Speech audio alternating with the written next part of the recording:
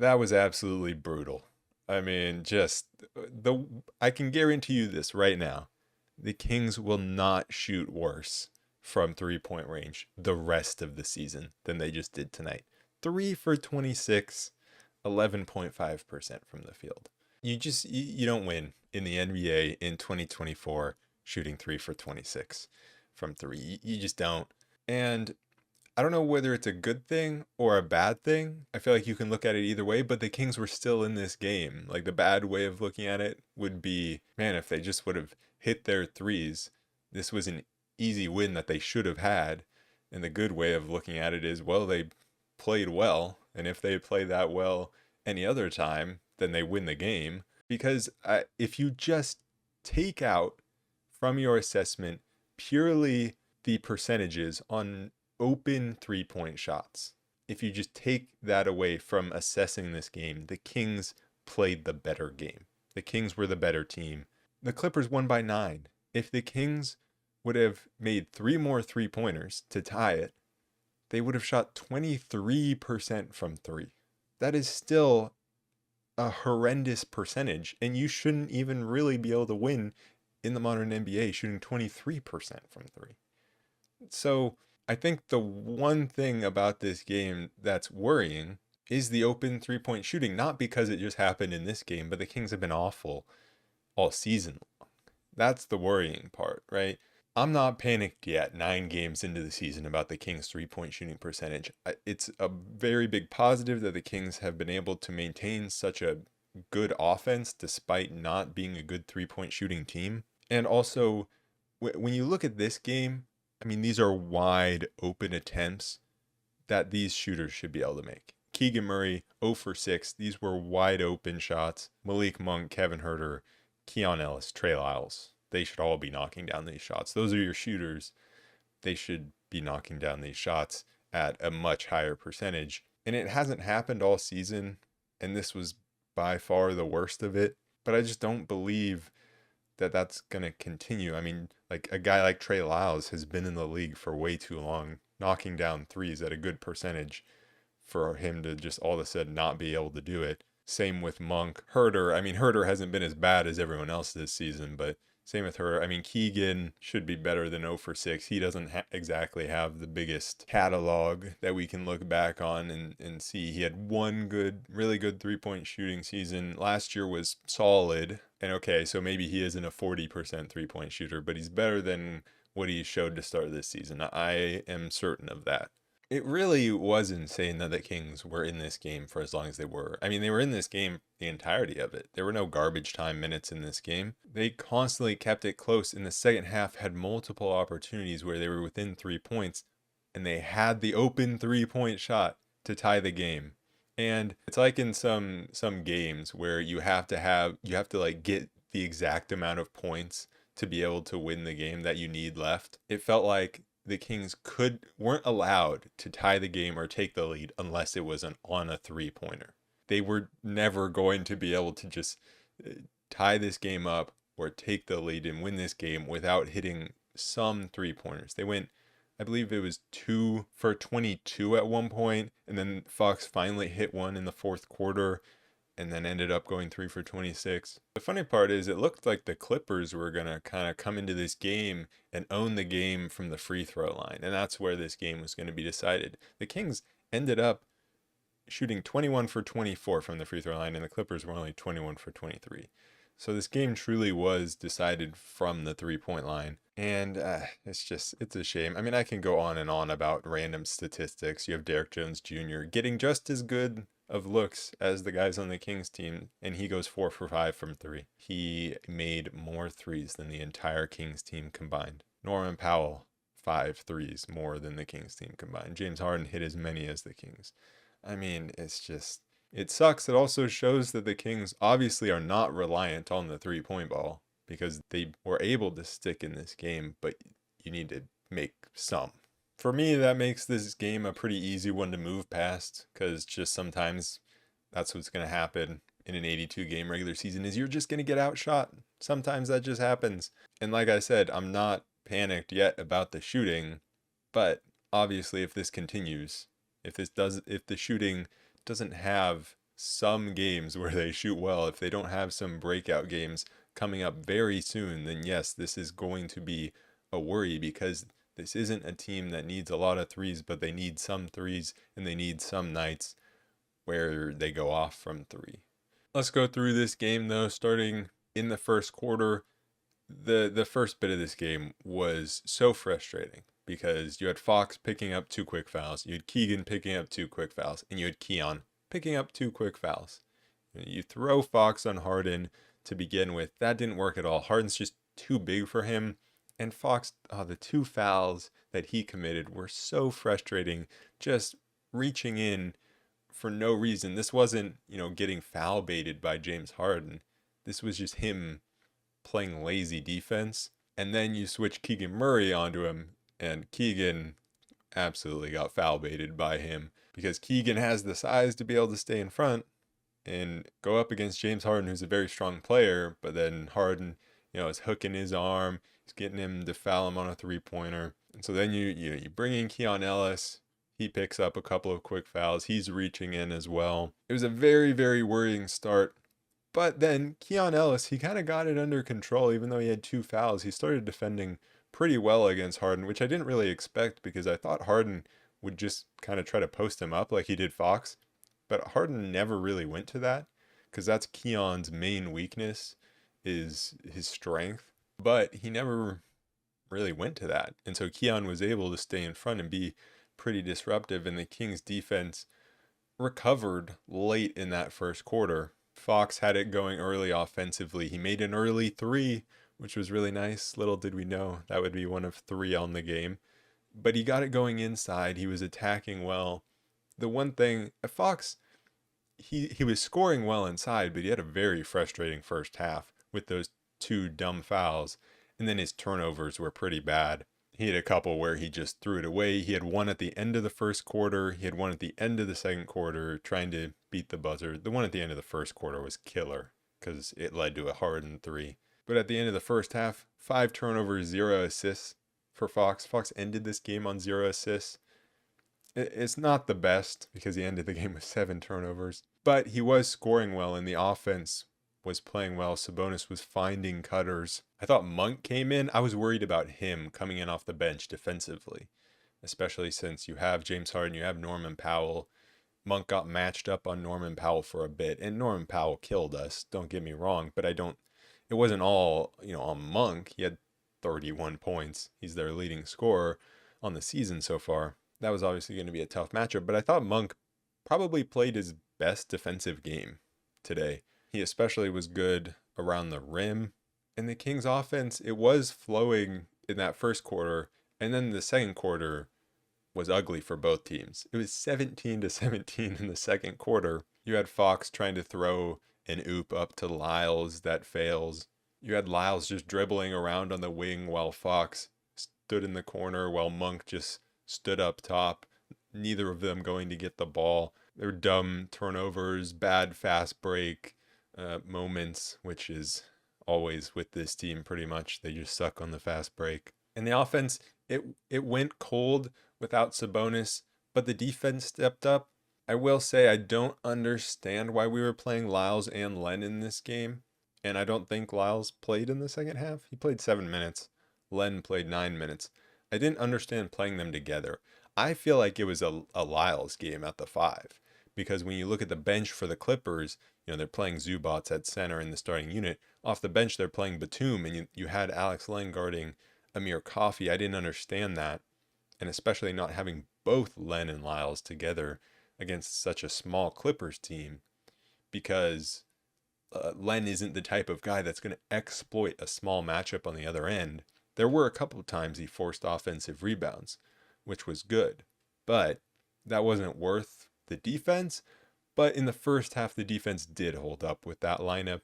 Len somehow did a good job on the perimeter defensively against Amir Coffey and some of the switches that he got on. I thought we should have either brought Herter in for Lyles or Len. I didn't think we needed both of them on the court.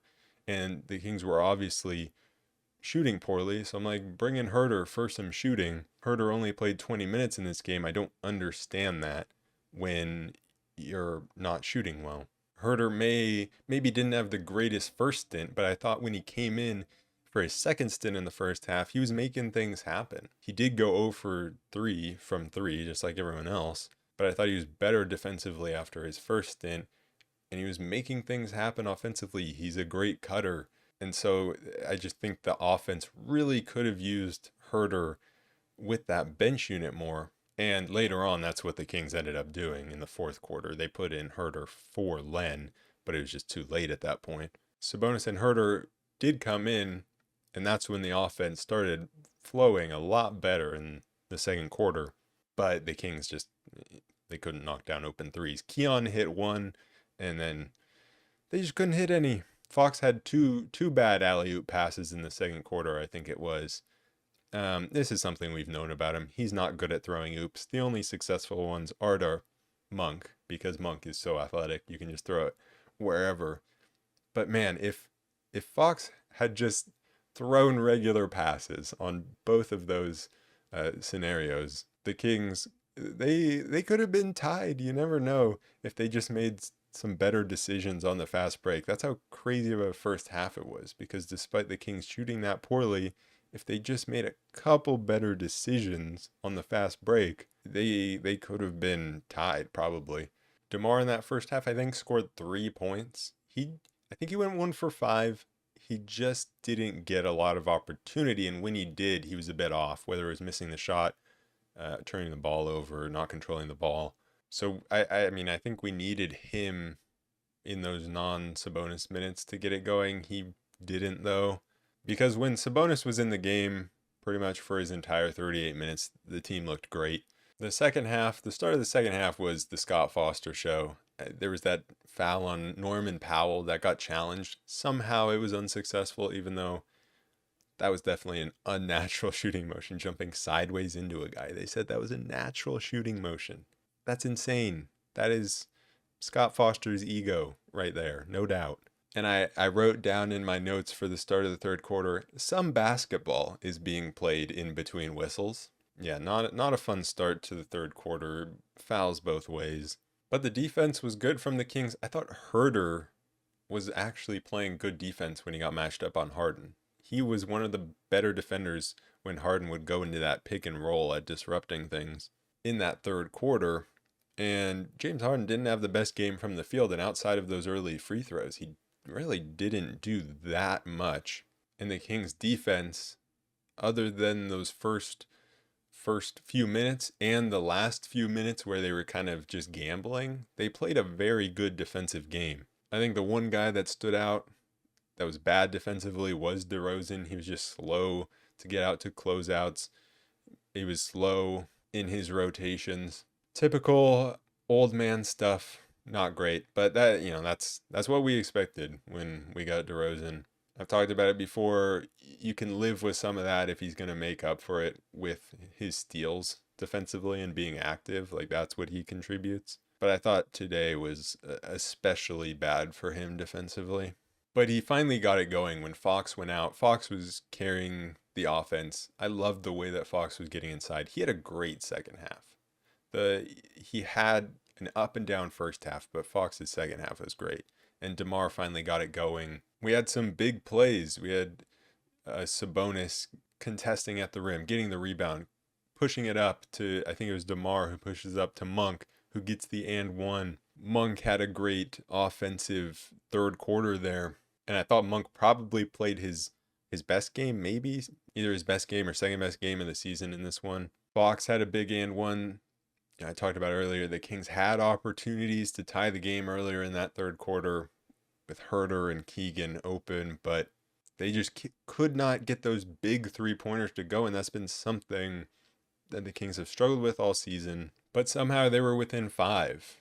I love the way Monk was just going over guys. It felt like that was the Monk of last season. He's been a little off here. It finally felt like he was back, where he is just barreling in there. He's always going to go barreling in there. And so when it's bad, it's really bad. And that's what it's been at times this season. But when it's good, he's just going right over big guys, laying it on their heads, dunking on their heads. So it was a very fun quarter to watch. But then the start of the fourth quarter, I don't understand why you have Alex Len in there. I get you got away with it in the first half, but to expect to get away with it again when that the Clippers aren't going to exploit Alex Len having to guard on the perimeter, I just didn't understand that, especially when your three-point shooting has been so bad. I would have gone with Kevin Herter, and they didn't, and they played like 3 minutes with Harden on the bench, and the Clippers exploited the Kings having Alex Len out there. They hit a three because he couldn't get out there. They put him in the pick and roll and scored over him. And so it felt like that was the nail in the coffin. And really it was, because yes, the Kings tried to make a comeback later in the fourth, but they couldn't overcome the lead that the Clippers got early on with Harden on the bench, because the Clippers were able to get enough open looks late because they had Harden in there. So the Kings losing those non-Harden minutes was just brutal. I get, it's the non-Harden minutes coincide with the non-Sabonis minutes, but the Kings should be better when they don't have their star player, because the Kings have DeRozan, they have Fox. The Clippers don't have Paul George anymore, and they don't have Kawhi Leonard, right? So those are the minutes the Kings should be able to exploit. They haven't, and the Kings all season long, in almost every game, have been bad at the start of the fourth quarter, with the exception of last game, obviously, against Toronto. Maybe another one that I'm forgetting, but it feels like most games they've been pretty bad to start the fourth quarter, and they always are starting either Alex Len or Trey Lyles at the five to start the start the fourth, and it's bad. So they need to figure it out. In this game, it was defensively. It hasn't always been defensively. I mean, offensively as well. They need to figure out how to score, because they haven't been able to score in the 5-out lineups with Trey Lyles. They haven't been able to score with Alex Len screening, going pick and roll. So they have to figure out those lineups, because the start of fourth quarters is just killing them.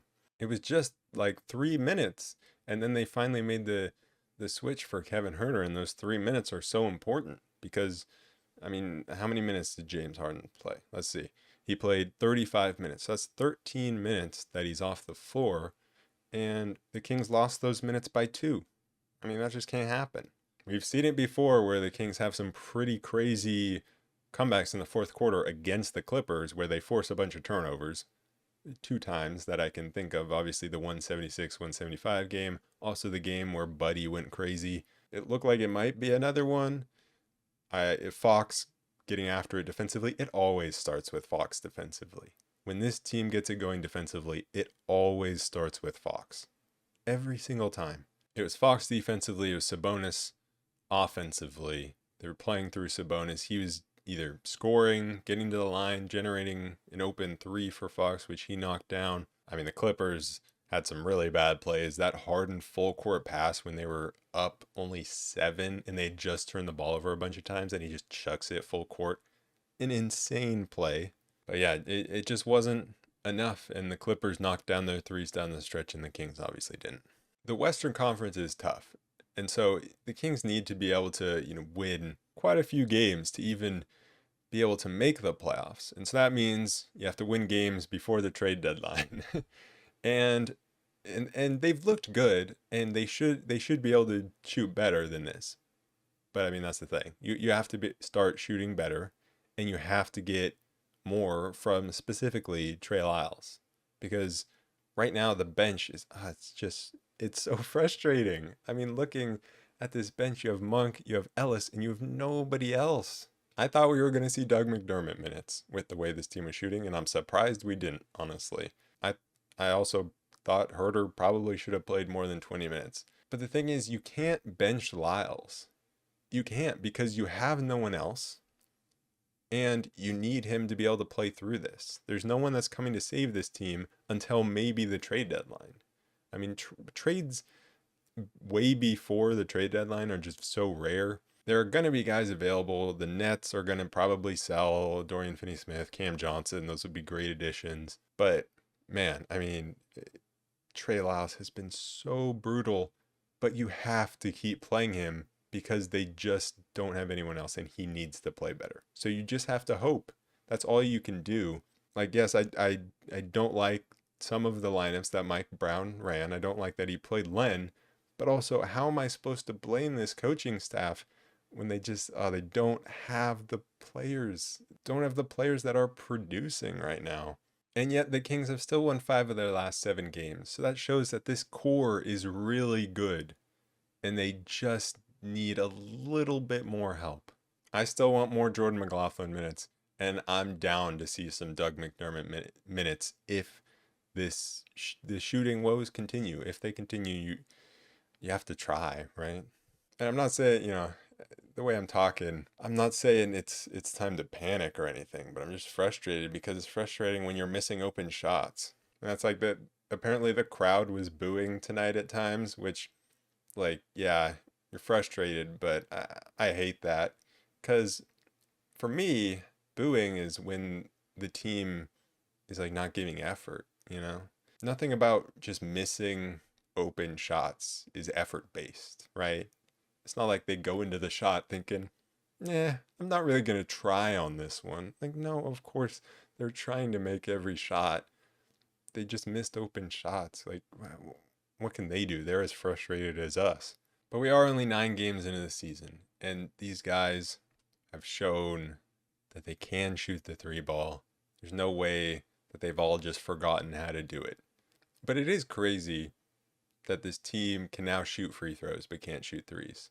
Is DeMar DeRozan like the free throw whisperer, and then Harrison Barnes was like the 3-point whisperer? Because if so, and get Barnes back on the team so that everyone else can start making threes. A couple other things. The Kings didn't offensive rebound well in this game. Keegan, of course, got 4, but the Kings as a whole only got 5.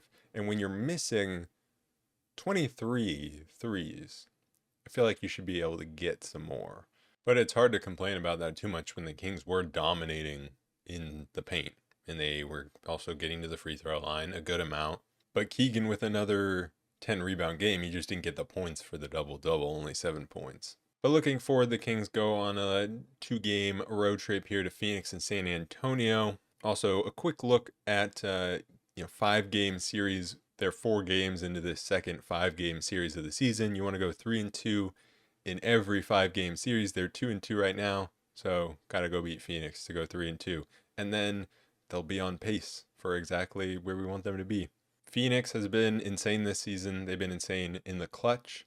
Kevin Durant has been crazy. Their point differential is not that good, but they're at the top of the West because they're just insane in the clutch, and Kevin Durant has been very, very good. I don't envy the coaching staff because I think it's such a tough decision deciding whether to start Kevin Huerter or Keon Ellis, because you saw what Keon Ellis was able to do after a little early trouble on James Harden. He was very good at guarding James Harden. But at the same time, this team can't make a 3, so you need Kevin Huerter. So it's a tough decision, but I do think you want Keon Ellis in the starting lineup in a game like this. And so I kind of wish the Kings were going with a more fluid starting lineup, but of course, this isn't a question. They're gonna start Kevin Huerter. And I don't know, maybe it is bad to constantly be changing the starting lineup, but I kind of like the idea of, hey, it's Phoenix. They have very good guards in Beal and Booker, and you're gonna need probably Keegan to guard Kevin Durant.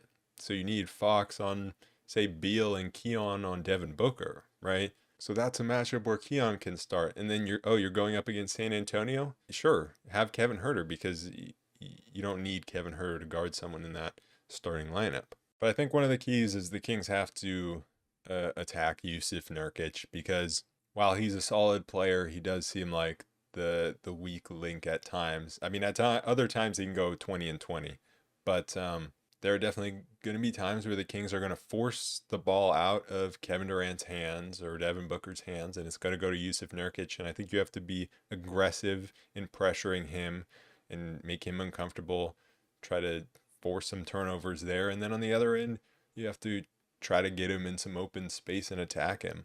But anyways, that is it for this episode of the Roll Report.